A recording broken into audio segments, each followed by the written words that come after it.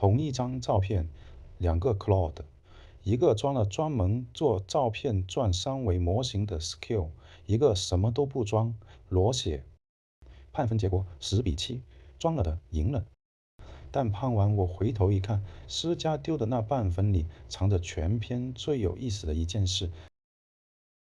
题目是这台 Mac Studio 苹果店里随手拍的一张照片，喂给两边，要求一样，用纯代码把它捏成能转的三维模型。先说裸写的这边丢给他照片，他自己截图、自己对比、自己改，5轮迭代，7分钟收工。出来的东西一眼能认出是 Mac Studio 高宽比0.485，跟真机几乎分毫不差。但它有个毛病，4条棱的圆角做到了机身宽度的21%，真机只有10%，差了1倍。整台机器看着就发软，像个枕头的观感。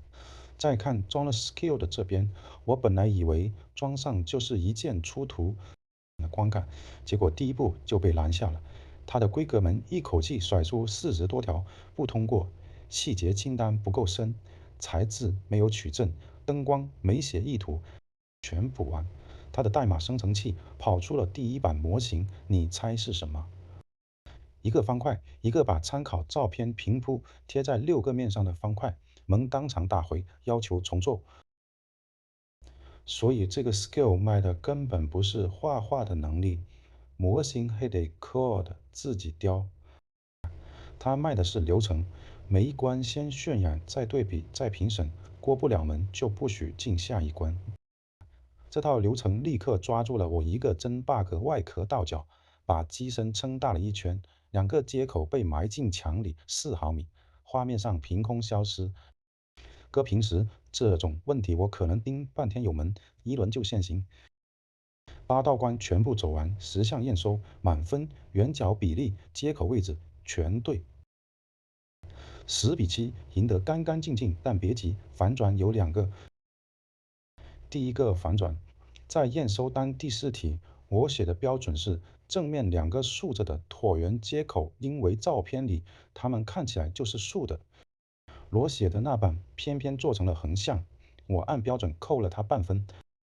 可你去查真机就会发现 Mac Studio 的接口就是横向的照片里的竖条，是透视加阴影照出来的假象。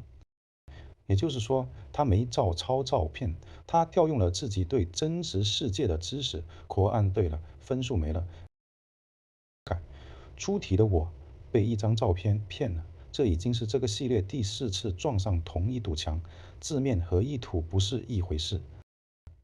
第二个反转在 Skill 自己身上，它有个全自动评审器，靠像素算法给模型打分。我把它的判定过程拆开一看，它把木头桌子认成了主角，把机器亮银色的顶面认成了背景。它的官方示例全是干净底头，一张真实世界的照片就让这把尺子撕得准，全程给出的分数一个都不能信。所以这场10比7，我最后是这么读的：Skill 赢在纪律，他逼着你把每一步做扎实；裸写赢在常识，他知道照片会骗人，而纪律自己的尺子也会被真实世界打穿。能兜底的还是那双看渲染图的眼睛。这台 Mac Studio AI 不是第一次见了，上一次它凭记忆化，散热孔和风扇全错，这回给了照片，算是把上次的账还上了。那期片子就在屏幕上接着看。